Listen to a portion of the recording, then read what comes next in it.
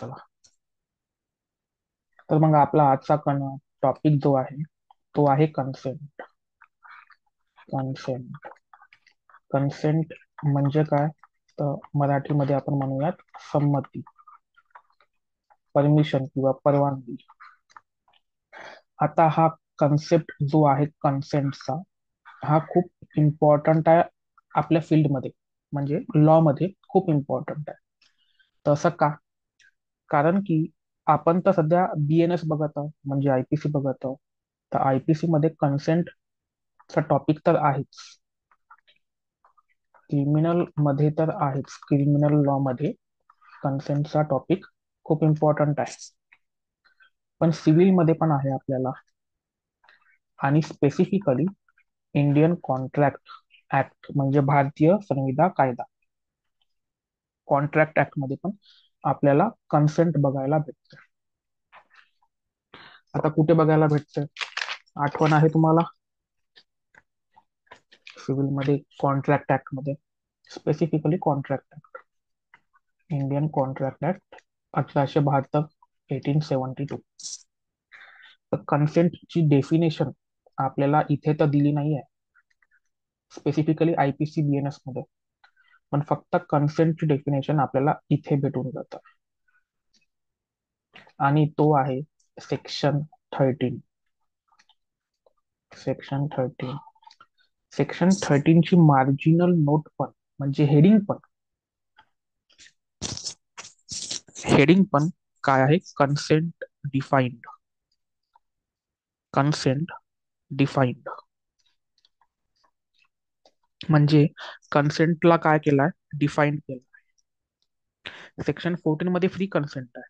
Free consent आपल्याला contract act मध्ये महत्वाची आहे कन्सेंट पेक्षा. पण आपण कन्सेंटची डेफिनेशन इथे बघून घेऊयात सेक्शन 13 मध्ये. तर मग सेक्शन 13 काय सांगतो आपल्याला? सेक्शन 13 म्हणतो, टू, दोन किंवा अधिक, टू और मोर पर्सन्स, दोन किंवा अधिक व्यक्ती, are said are said to consent. आपण त्यांना केव्हा कन्सेंट देईल, कसं म्हणणार? जेव्हा, म्हणजे when they agree, they agree upon upon the same thing, the same thing in the same sense, same sense, same sense. तर ही आहे डेफिनेशन कॉन्ट्रॅक्ट ऍक्ट मधली. हा सेक्शन 13 आहे इंडियन कॉन्ट्रॅक्ट ऍक्टचा. हम्म. तर इथे मराठीमध्ये मला लिहायचं झालं तर काय म्हणणार? याला मी ट्रान्सलेट करतो या गोष्टीला, सेम थिंग आणि सेम सेन्स. आता सेम थिंग म्हणजे तर तुम्हाला माहिती आहे, सेम थिंग म्हणजे एकाच गोष्टीवर, एकाच गोष्टीवर. म्यूट करा प्लीज.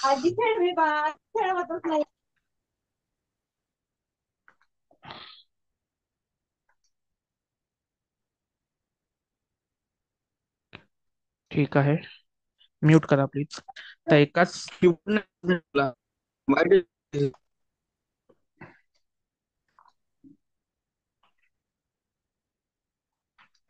एकाच गोष्टीवर, एकाच अर्थाने. तर सेम सेन्स म्हणजे काय? एकाच अर्थ किंवा एकच अर्थ, एकाच अर्थाने. आता हे अर्थाने शब्द इथे महत्वाचा आहे. एकाच अर्थाने सहमत होतात. सहमत होतात म्हणजे अग्री, सहमत होतात. आता याचं उदाहरण काय? समजून घ्या, दोन फ्रेंड आहे, ए आणि बी. आता एनी म्हटलं की आपण चायनीज खायला चायनीज खायला आपण एका रेस्टॉरंट मध्ये जाऊया, चायनीज रेस्टॉरंट. तर मग बी पण म्हणतो, त्याला सहमती देतो की चला ठीक आहे, आपण चायनीज खायला जाऊ. तर हे झालं एकाच गोष्टीवर, हे तर एकच गोष्ट झाली. पण एकाच अर्थाने म्हणजे काय? आता ए ला चायनीज रेस्टॉरंट सी मध्ये जायचं होतं. सी नावाचा एक हॉटेल आहे, चायनीज रेस्टॉरंट. पण बी ला वाटलं की सी मध्ये नाही, जिथे आपण हमेशा राहतो तिथे जायचं होतं, म्हणजे डी हॉटेलमध्ये, रेस्टॉरंट डी. तर हे काय झालं, एकाच अर्थाने नाही झालं. जर दोघांनाही वाटत होतं की आपण याच हॉटेलमध्ये जातो, तेव्हाच आपण त्याला म्हणतो सेम सेन्स, म्हणजे एकाच अर्थाने. आता मला हे माहिती आहे की हे कॉन्ट्रॅक्ट नाही होणार, पण मी तुम्हाला फक्त एक्झाम्पल दिलं आहे. हे कॉन्ट्रॅक्ट काऊन नाही होणार, कारण की हे काय आहे, एक फ्रेंडली अग्रीमेंट आहे, हा ना. तर हे कॉन्ट्रॅक्ट मध्ये रूपांतर नाही होत. पण मी तुम्हाला एक्झाम्पल दिला की सेम सेन्स आपण कधी म्हणूया.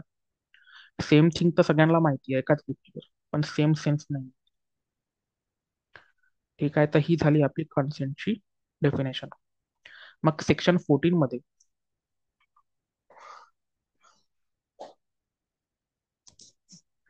सेक्शन 14 मध्ये काय होतं, इंडियन कॉन्ट्रॅक्ट ऍक्ट, फ्री कन्सेंटची डेफिनेशन होती. Free consent. आता फ्री कन्सेंटची डेफिनेशन डायरेक्ट नव्हती, पॉझिटिव्ह नव्हती, एक निगेटिव्ह डेफिनेशन होती. निगेटिव्हली डिफाईन केलं. आता निगेटिव्हली डिफाईन्ड म्हणजे काय, की फ्री कन्सेंट काय आहे सांगण्यापेक्षा या सेक्शननी काय केलं, की फ्री कन्सेंट मध्ये काय काय नाही आहे. फ्रॉड नाही आहे, मिस्टेक नाही आहे, मिसरिप्रेझेंटेशन नाही आहे. तर ह्या गोष्टी नाही आहे असं सांगितलं, जर तुम्हाला लक्षात असेल तर. आणि जर फ्री कन्सेंट नाही आहे कोणत्या पण कॉन्ट्रॅक्टमध्ये, तर तुम्हाला हे पण माहिती आहे की तो एकतर वॉइड होऊ शकते किंवा वॉइडेबल होऊ शकते. जास्तीत जास्त केसमध्ये वॉइडेबल होते. जर कॉन्ट्रॅक्टमध्ये फ्री कन्सेंट नाही आहे, तर त्याचा इफेक्ट काय होणार, वॉइडेबल होणार, है ना. तर सेम असाच जवळपास करस्पॉन्डिंग किंवा सिमिलर सेक्शन जर क्रिमिनल लॉ मध्ये कोणता आहे, आणि तो आजचा आपला टॉपिक पण आहे, तर तो आहे सेक्शन 90 IPC आणि सेक्शन 28 BNS. Section 28 BNS. आणि हाच आपला टॉपिक आहे, कन्सेंट. आता कन्सेंट मेन काहून आहे क्रिमिनल लॉ मध्ये, मी ते गोष्ट करतो क्रिमिनल लॉ मध्ये. सिव्हिल लॉ मध्ये तर आपण बघितलं, आणि काऊन बघितलं सिव्हिल लॉ मध्ये, कारण की मला कन्सेंटची डेफिनेशन तुम्हाला सांगायची होती. तर क्रिमिनल लॉ मध्ये जर तुम्ही थेफ्ट मध्ये बघितलं, तर थेफ्ट जर तुम्ही एखादी गोष्ट मूव्ह केली किंवा घेतली आणि ते विदाऊट कन्सेंट घेतली, तर ते थेफ्ट होते. पण जर ते कन्सेंट न घेतली असती तुम्ही वस्तू, त्याला सांगितलं असतं की मी ही बुक घेऊ का, किंवा मोबाईल घेऊ का तुमचा, तर हे कन्सेंटनी झालं होतं, तर तो थेफ्ट नसला असता. अजून एका ऑफेन्समध्ये तुम्हाला कन्सेंटचा एलिमेंट दिसून येतोय, ते म्हणजे सेक्शन 375 IPC रेपचा. विदाऊट कन्सेंट करत आहे तर तुम्ही ऑफेन्स करत आहे. पण जर तेच तुम्ही तिथे जर विथ कन्सेंट केलं असतं, तर होऊ शकते ऑफेन्स घडला नसता. तर खूप सारे म्हणजे काही असे ऑफेन्स आहे जिथे कन्सेंटचा एलिमेंट येतो. तसंच आपल्या जनरल एक्सेप्शन्स म्हणजे चॅप्टर 3 आणि chapter 4 of IPC, chapter 3 of BNS, general exception मध्ये पण एक आपल्याजवळ कन्सेंटचा एक एलिमेंट आहे, ज्याच्या बेसिसवर तुम्ही काय करू शकता, डिफेन्स घेऊ शकता कोर्टामध्ये. आता आपल्याजवळ अजून पण सेक्शन आहे का कन्सेंट रिलेटेड, हो, तर आहे. ते म्हणजे 25, 26 आणि 27. आता मी या वेगळ्या टॉपिकवर शिकवणार तुम्हाला हे तिन्ही सेक्शन. तो आहे वॉलेंटी नॉन फिट इंजुरिया. वॉलेंटी नॉन फिट इंजुरियावर तर या लॅटिन मॅगझिनवर तर काय आहे, आधारित आहे. हे आपण नंतर बघूयात की हे लॅटिन मॅगझिनचं मिनिंग काय आहे. पण आता तर आपण आपला मेन टॉपिक हा आहे कन्सेंटचा. आता मी सेक्शन 14 मध्ये तुम्हाला सांगितलं इंडियन कॉन्ट्रॅक्ट ऍक्टच्या की ते निगेटिव्हली डिफाईन्ड आहे. त्याच सेम कॉन्टेक्स्ट मध्ये सेक्शन 90 किंवा सेक्शन 28 ऑफ BNS हे पण निगेटिव्हली डिफाईन्ड आहे. म्हणजे कन्सेंट या संहिता किंवा या कोडमध्ये कशी असण्यापेक्षा त्यांनी काय नाही राहायला पाहिजे हे सांगितलंय. काय नाही राहायला पाहिजे हे सांगितलंय. ठीक आहे. अजून तुम्ही सिव्हिल लॉ मध्ये असं ऐकलं असेल ना, ऍड इडियम. हे पण एक लॅटिन मॅक्सिम आहे. ऍड इडियम याचं मिनिंग तुम्ही, जर तुम्हाला माहित नसेल तर हे तुमच्यासाठी एक्सरसाइज आहे. हे तुम्ही शोधून काढा. ऍड इडियम म्हणजे काय. ठीक आहे. आता मी अजून एक गोष्ट तुम्हाला सांगतो इथे, की हा कन्सेन्सस ऍड इडियम करेक्ट. तर parties must agree ad idem असं म्हणतो ना आपण, कन्सेन्सस ऍड इडियम. तर तेच सेक्शन 13 सोबतच आहे.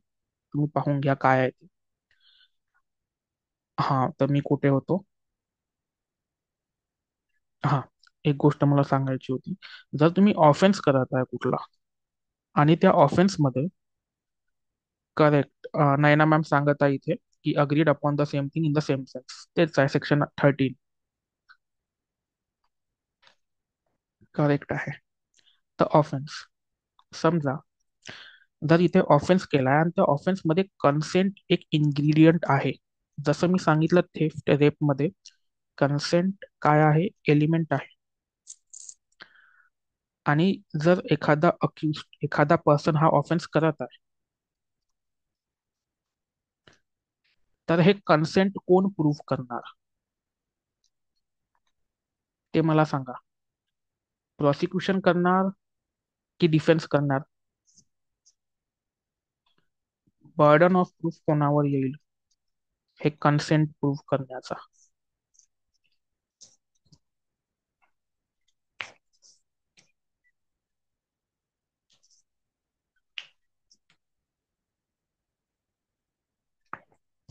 ओके, चंदा मॅम म्हणताय अक्यूज.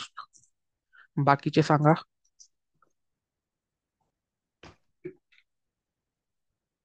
अक्यूज. ओके, सगळे अक्यूज म्हणत आहे. नायना मॅमनी पण अक्यूज म्हटलं. ठीक आहे. तर इथे मी काय म्हटलं, ऑफेन्स. ऑफेन्स कोण प्रूव्ह करतो सांगा मला,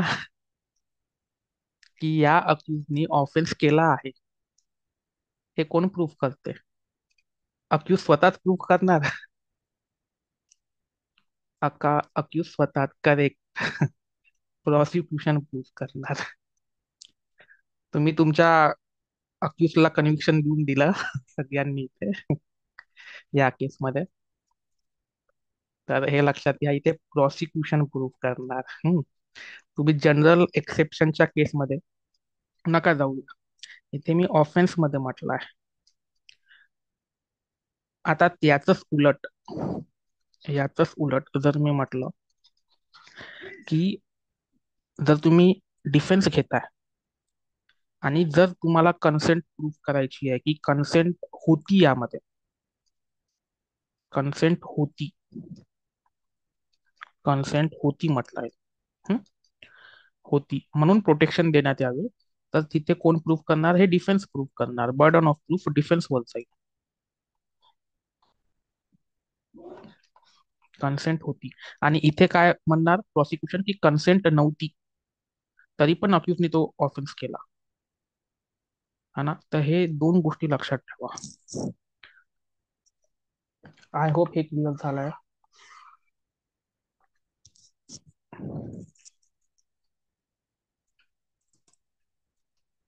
इथपर्यंत काही डाऊट्स असेल तर विचारू द्या.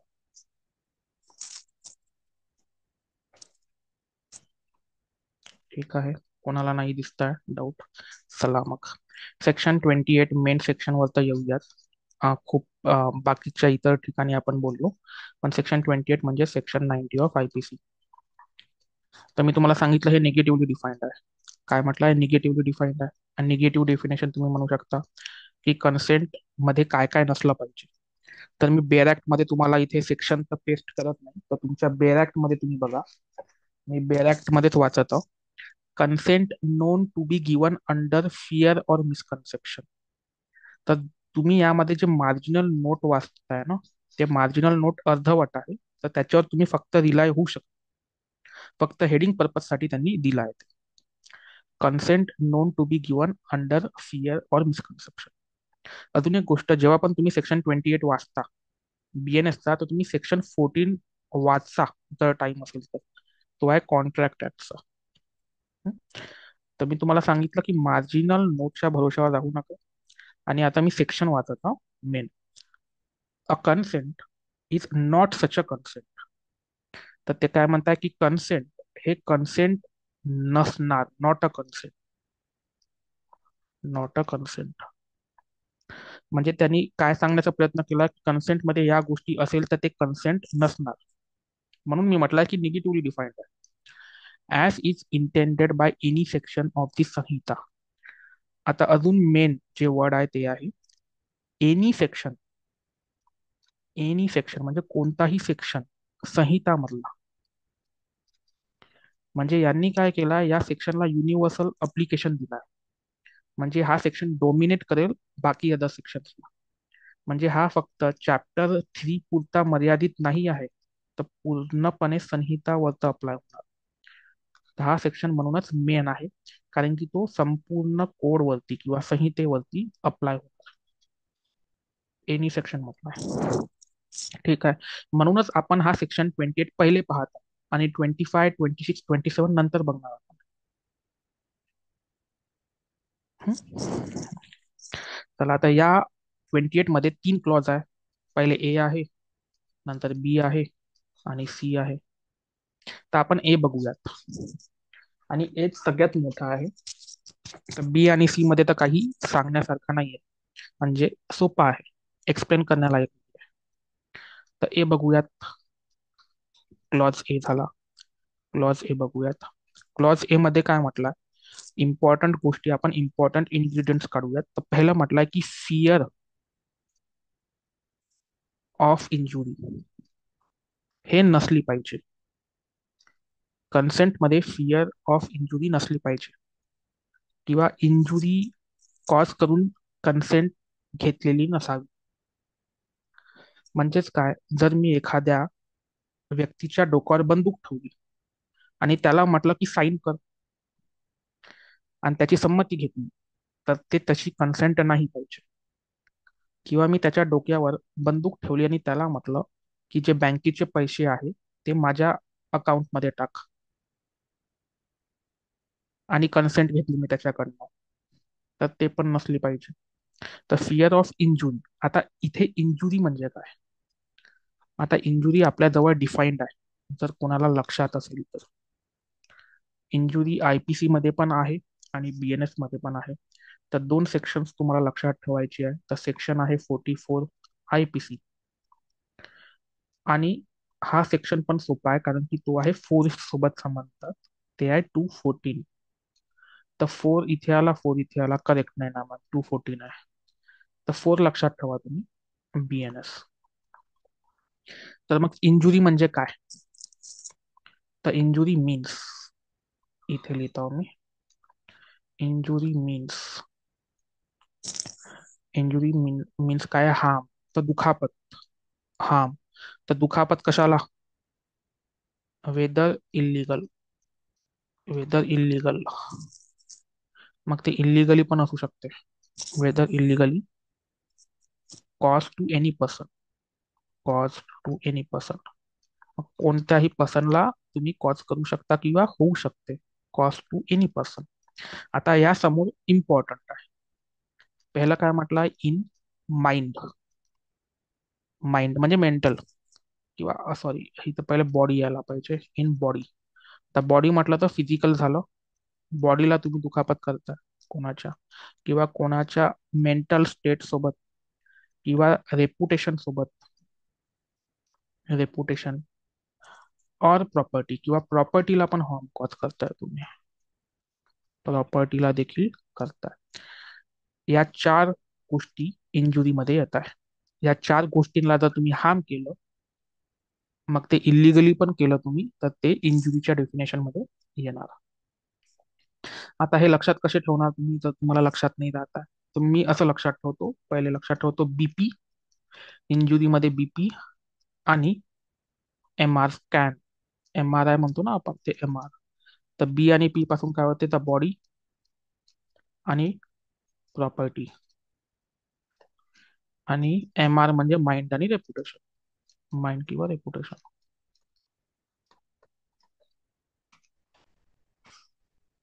चला, हे तर झालं इंजुरी. आता फिअर ऑफ इंजुरी नसली पाहिजे, हे ए सांगत आहे. हा झाला पहिला इन्ग्रेडियंट.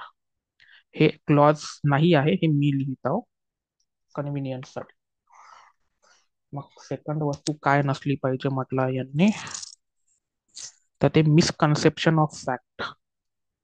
मिसकन्सेप्शन ऑफ फॅक्ट म्हणजे तुम्ही दुसऱ्या व्यक्तीला एक गलत फॅक्ट सांगून त्याची काय घेतली आहे, कन्सेंट घेतली आहे. तर फॅक्ट बद्दल काही गलती नसली पाहिजे, मिस्टेक नसली पाहिजे, मिसकन्सेप्शन ऑफ फॅक्ट नसला पाहिजे. अँड म्हटला यांनी. आता हे थर्ड गोष्ट जी आहे ती आहे the person doing the act. आता इथे पर्सन डुईंग द ऍक्ट म्हणजे पर्सन डुईंग द ऍक्ट म्हणजे कोण? म्हणजे इथे अक्युज होणार. तर इथं अक्युज बद्दल सांगितलं आहे. हा जो थर्ड आहे ना, हा अक्युज बद्दल सांगत आहे. डुईंग द ऍक्ट नोच, त्याला माहिती आहे, म्हणजे अपराध्याला माहिती आहे की जे कन्सेंट मी घेता वॉज गिवन ॲज अबाउ, वरील दोन कारणामुळे घेता. वॉज गिवन ॲज अबाउ, मी शॉर्ट मध्ये लिहित आहे, तुम्ही सेक्शन मधून वाचून लिहा. तर इथे काय म्हटलंय, अक्यूज. हे थर्ड क्लॉज जो आहे तो अक्यूज बद्दल सांगत आहे. आणि हे जे बाकीचे टू आणि वन जो आहे, टू आणि वन, हे कोणाबद्दल सांगत आहे, विक्टीम बद्दल. तर एक तर विक्टीम सोबत तुम्ही मिसकन्सेप्शन ऑफ फॅक्ट केलाय की त्याला फिअर ऑफ इंजुरी पण दाखवली आहे. तर फर्स्ट काय होतं, फिअर ऑफ इंजुरी. इथे मी लिहून घेतो फिअर ऑफ इंजुरी. चला, तर हा आपला इथे एक कन्सेप्ट झाला clear. A clause A clear झाला. मग आता आपण बी आणि सी बघून घेऊयात. तर बी, बी बी मध्ये म्हटलंय की आता हा जो बी आहे ना, हा मला वाटते अनसाउंडनेस जेव्हा आपण पाहिला होता, अनसाउंडनेसचा सेक्शन कोणता होता, अनसाउंडनेसचा लक्षात आहे कोणाला? तर तो होता 22. 22 आणि इंटॉक्सिकेशन म्हणजे 23 आणि 24. हे तीन सेक्शनला तुम्ही सिंक करू शकता क्लॉज बी साठी, कारण की याचे एलिमेंट्स आहे, या सेक्शनचे एलिमेंट्स आहे. तर पहिला कोणता आहे, अनसाउंडनेस. जर तुम्ही एका पागल व्यक्तीकडून किंवा वेड्या व्यक्तीकडून तुम्ही कन्सेंट घेताय, तर ते कन्सेंट होणार का? नाही होणार. किंवा दुसरा एक व्यक्ती आहे, तो इंटॉक्सिकेटेड आहे, मग ते व्हॉल्युंटरी असो की इनव्हॉल्युंटरी असो, त्याच्याकडून तुम्ही कन्सेंट घेताय, तर ती कन्सेंट बरोबर होणार का? नाही. आणि याच्यात दोन जे एलिमेंट आहे आपण कॉमन होते याच्यामध्ये, मी तुम्हाला खूपदा सांगितलं आहे, ते म्हणजे नेचर समजत नाही त्यांना. या दोघांना नेचर समजत नाही, नेचर ऑफ द ऍक्ट समजत नाही आहे. आणि दुसरा काय, की कॉन्सिक्वेन्स समजत नाही आहे. कॉन्सिक्वेन्स म्हणजे त्या जो ऍक्ट करतात त्याचा कॉन्सिक्वेन्स काय होणार, ते रॉंग होणार आणि कॉन्ट्ररी टू लॉ, ते लॉच्या विरोधात जाणार, हे त्यांना समजत नाहीये. तर हे तर कॉमन होतं या सेक्शन्स मध्ये. तर तुम्ही हे सेक्शन्स वाचा आणि मग बी वाचू शकता. आता लास्ट क्लॉज आहे तो आपण बघूयात. लास्ट क्लॉज आहे सी.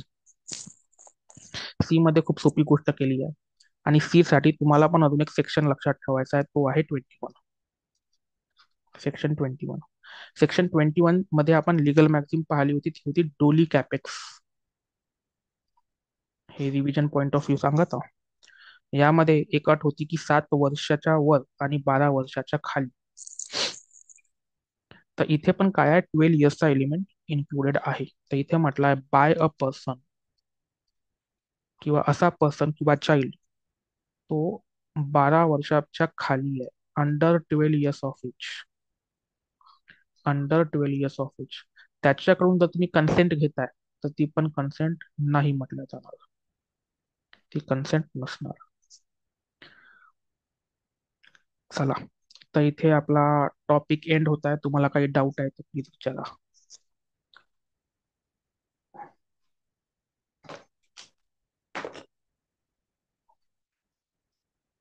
आहे कोणाला डाऊट?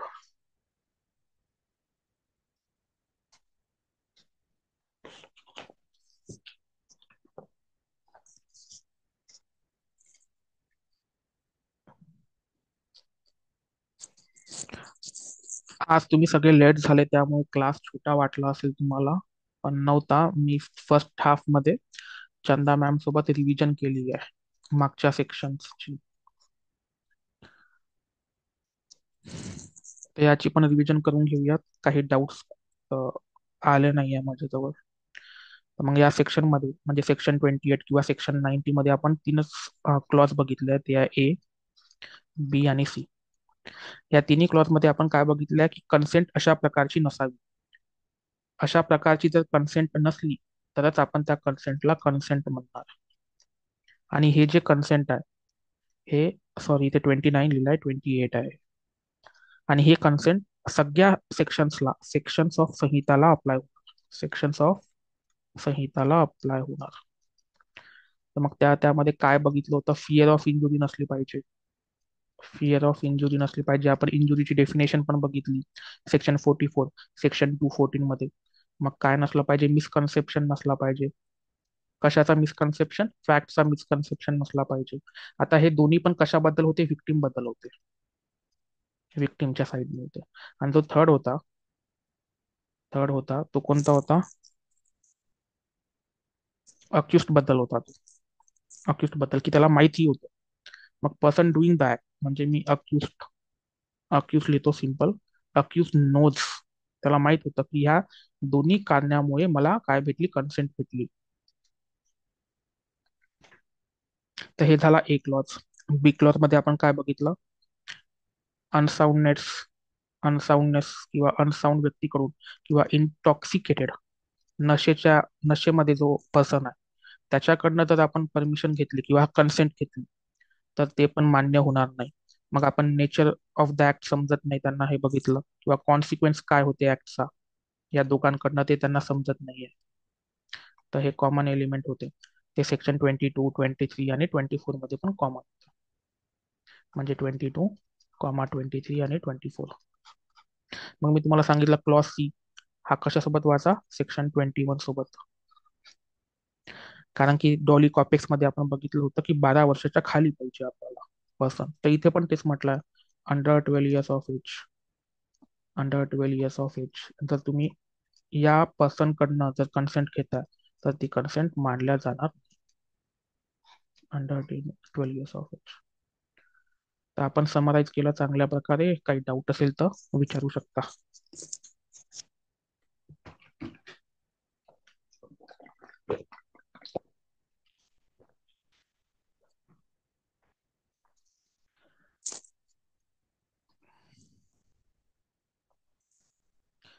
ठीक आहे, मग उद्याला मी 25, 26 आणि 27 व्हॉलेंटिन नॉट फिट इन जुरियावरती घेतो लेक्चर याच टाइमला.